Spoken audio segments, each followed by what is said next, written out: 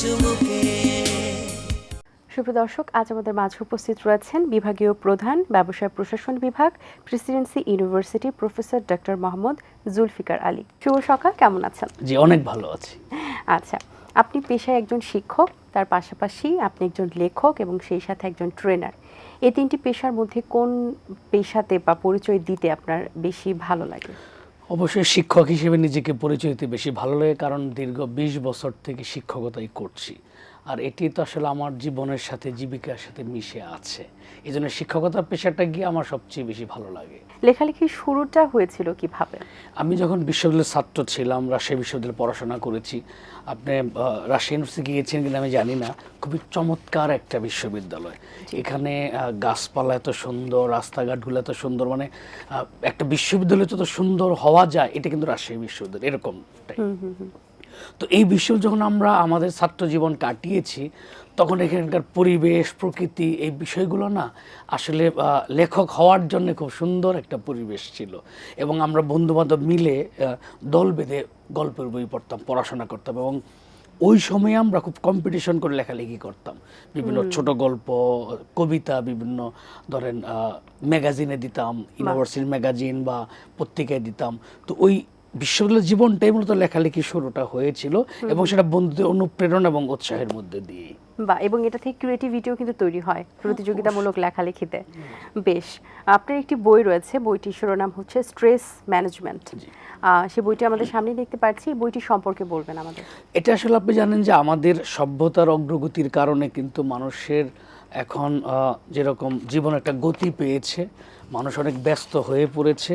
এই ব্যস্ত জীবনের যে চাহিদাগুলো মেটাতে গিয়ে দৈনন্দিন জীবনের মানুষের যে অ্যামিনিটিসগুলো দরকার হয়, এই জন্য কিন্তু মানুষের ধরেন সময় কমে গিয়েছে, বা পরিবারের সাথে বলেন বা অফিসে বিভিন্ন পরিবেশেই বিভিন্ন রকম ঘটনার সাথে আমরা কিন্তু জড়িয়ে যাচ্ছি, বা বিভিন্নভাবে আমরা স্ট্রেসের মধ্যে পড়ে যাচ্ছি, বা কর্পোরেট পলিটিক্সের মধ্যে পড়ে যাচ্ছি।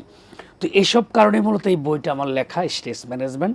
এটা মূলত কর্পোরেট জগতে যারা মানসিক চাপের মধ্যে থাকে, অনেকে ডিপ্রেশনের মধ্যে থাকে, অনেকে হয়তো একটা পরিবেশের বিভিন্ন বিষয়ে অ্যাডজাস্ট করতে পারে না, এই সিচুয়েশনগুলোতে একজন মানুষের কী করণীয় বা কী করা উচিত, এই বিষয়গুলোকে আমি আমার এই বইয়ে তুলে ধরার চেষ্টা করেছি, এবং খুব ভালো চলছে। এই বইটা অনেক সেল হচ্ছে প্রচুর আর কি। আচ্ছা, তো এই বই থেকে যারা পড়েছেন তাদের থেকে রিভিউ কেমন পেয়েছেন? বা অনেক ভালো, অনেক ভালো। এই জন্য যে আসলে তো আমরা মানুষ হিসেবে কোনো মানুষ কিন্তু স্ট্রেসের বাইরে না, এবং শিশু থেকে বৃদ্ধ পর্যন্ত সবাই কিন্তু একটি স্ট্রেসের মধ্যে দিয়ে যেতে হয়। তো যখন কোনো মানুষ এই স্ট্রেসগুলো কীভাবে মোকাবেলা করবে, রিলিভ করবে, এগুলো জানে যখন বই পড়ে, তখন কিন্তু সে নিজের জীবনে এটাকে ইমপ্লিমেন্ট করতে পারে। আর এই ইমপ্লিমেন্ট করতে পারার মধ্যে দিয়ে কিন্তু সে নিজেকে রিলিভও করতে পারে। এই জন্য এই পাঠক রিভিউটা অনেক ভালো পাচ্ছি আমি এই বইটার শুরু থেকে। আচ্ছা, যদিও যারা বই পড়েছেন বা যারা পড়বেন তারা অবশ্যই জানতে পারবেন। আপনার কাছে জানতে চাই যে স্ট্রেস রিলিফে কিছু বয়স পর্যন্ত, ছোট থেকে একদম শেষ পর্যন্ত, মরার আগে পর্যন্ত মানুষের স্ট্রেস লাইফে থাকে, সেই জায়গা থেকে একটা বয়স পর্যন্ত অনেক বেশি স্ট্রেস তাদের নিতে হয়, ফ্যামিলি রেসপন্সিবিলিটি, কর্পোরেট সেক্টর, নিজের ব্যক্তিগত লাইফ সব কিছু মিলিয়ে একটা মানুষের স্ট্রেস যখন আসে, এটা তো সে নিজে থেকে কখনোই আনে না। তো এইটার দূরে থাকার সবচেয়ে প্রথম স্টেপ কি হতে পারে? এটা নিজেকে মানে সরল শুদ্ধ রাখা। অর্থাৎ মানে আমরা না, যেমন গৌতম বুদ্ধ একটা কথা বলেছেন যে একজন মানুষ নিজেই তার নিজের সমস্যা বেশি তৈরি করে। অর্থাৎ আপনি যখন ধরেন আপনি যে কাজটা বা যেখানে জব করছেন, সে নিজের কাজটা নিজে করে যান নিজের মতো করে সঠিকভাবে, এবং অন্যের কাজে নাক না গলান, মাথা না ঢোকান, তখন কিন্তু সমস্যাগুলো কম আসে, তাই না? সুতরাং আমরা যদি নিজেকে শুদ্ধ রাখতে নিয়ে বিজি থাকাটা ইম্পর্টেন্ট। এক্স্যাক্টলি, আমার কাজের মধ্যে যদি থাকি তাহলে স্ট্রেসটা কম আসে। আবার যদি স্ট্রেস রিলিভ করতে চাই, তাহলে একটা জিনিস মনে রাখতে হয়, সেটা হলো যে পৃথিবীর কোনো দুঃখ কষ্ট কোনোটাই কিন্তু আসলে স্থায়ী না, চিরস্থায়ী না। এবং ডেল কার্নেগি নামক একজন মোটিভেশনাল লেখক আছেন, উনি বলেন যে সময় সব ক্ষতির উপশম ঘটায়। অর্থাৎ ফর দ্য টাইম বিং একটা সমস্যা মানুষের মাথায় আসতেই পারে, মানুষের উপর আসতেই পারে, কিন্তু সেটা আসলে দীর্ঘস্থায়ী হয় না, এটা মনে রাখতে হবে। আর তারাশঙ্কর, উনি আপনি জানেন যে খুব বিখ্যাত কবি বাংলাদেশের, ওনার একটা বিখ্যাত বই আছে কবি উপন্যাস তারাশঙ্করের। এই উপন্যাসে উনি বলেছিলেন যে তোমার মাথার উপর দিয়ে দুঃখের পাখিরা উড়ে যাবেই, তুমি চাইলেও তাদের আটকাতে পারবে না, কিন্তু মনে রেখো তারা যেন তোমার মাথায় বাসা বাঁধতে না পারে। বাহ, খুবই সুন্দর। অর্থাৎ প্রত্যেকটা মানুষকে মনে রাখতে হবে যে আমার জীবনে দুঃখ কষ্ট সমস্যা আসবেই, কিন্তু এই সমস্যাকে যেন আমি সবসময় সাথে না নিয়ে যাই বা মানে অঙ্গীভূত করে না ফেলি। সমস্যা আসবে, সমস্যা চলে যাবে, ঠিক। এবং সমস্যার মধ্যে এটা ফিল করতে পারাটা আসলে বড়। একদম ঠিক বলেছেন, সুন্দর একটি কথা। লেখালেখির পাশাপাশি আপনি একজন সেলস ট্রেনারও, তো এই সেক্টরে ইন্টারেস্টেড হলেন কিভাবে? এটা হলো আমি শিক্ষকতায় আছি 20 বছরের বেশি সময়, আপনি যেমনটি বলেছেন। এর আগে কিন্তু আমি আমার প্রথম ক্যারিয়ার শুরু করেছিলাম সেলস দিয়ে। আমি আবুল খায়ের টোবাকোতে কিছুদিন কাজ করেছি। তো এই যে সেলস করা এবং আপনার ডোর টু ডোর বা রিটেলার, দোকানে দোকানে গিয়ে প্রোডাক্ট বিক্রি করা, এই সময়টা সাধারণ মানুষের সাথে মেশার যে সুযোগ আমার হয়েছিল, তাদের সাথে যে একটা ছন্দময় সম্পর্ক, এটা আসলে আমাকে খুব চমৎকারভাবে ভাবা এবং ভালো লাগা কাজ করে। আচ্ছা। তো একটা মানুষ দেখেন, প্রত্যেকটা মানুষ কিন্তু কিছু না কিছু সেল করে।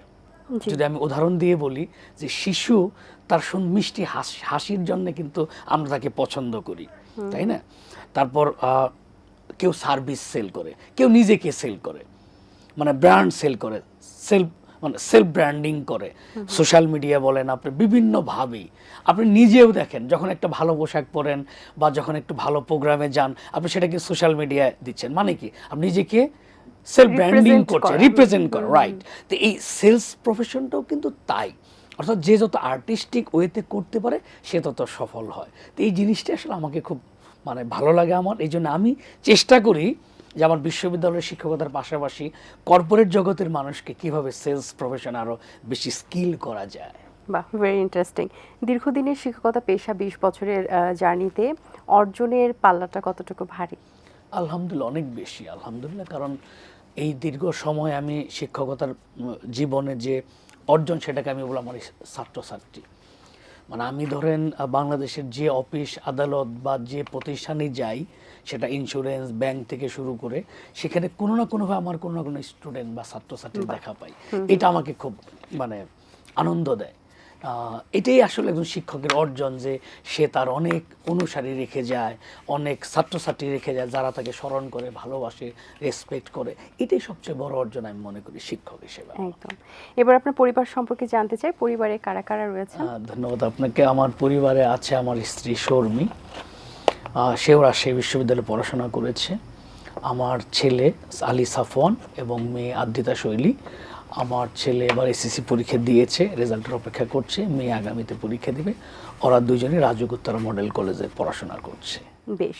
আমরা কিন্তু এখন দেখি যে স্টুডেন্টরা স্পেশালি লেখাপড়ার থেকে একটু ডিজিটাল অ্যাক্টিভিটিস বা ইলেকট্রনিক ডিভাইসের প্রতি বেশি আসক্তি দেখতে পাই। তো এই ক্ষেত্রে একজন শিক্ষকের জায়গা থেকে ভূমিকা কি থাকা দরকার? এটা হলো আসলে সচেতনতা বাড়ানো খুব বেশি জরুরি।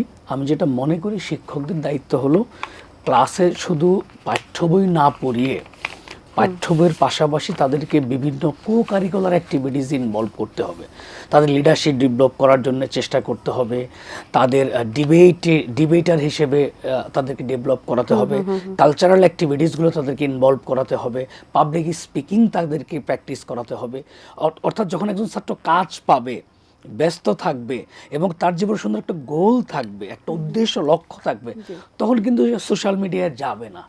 সোশ্যাল মিডিয়া সে কখন, তখন তো ফ্রি সময় প্রচুর পাচ্ছে, এই জন্য যাচ্ছে। সুতরাং শিক্ষকদের সবচেয়ে বড় দায়িত্ব হলো শুধু তার পাঠ্য বইটা পড়িয়ে দায়িত্ব শেষ করলে হবে না, সিলেবাস কভার করলেই হবে না। অর্থাৎ ওই ছাত্রের সামনে একটা লক্ষ্য বা উদ্দেশ্য ধরে দিতে হবে এবং কো কারিকুলার অ্যাক্টিভিটিস তাকে ইনভলভ করতে হবে। এভাবে একজন ছাত্রের সোশ্যাল মিডিয়া থেকে পড়াশোনার দিকে মনোযোগী করা সম্ভব বলে আমি মনে করি। বাহ, সুন্দর একটি কথা বলছেন।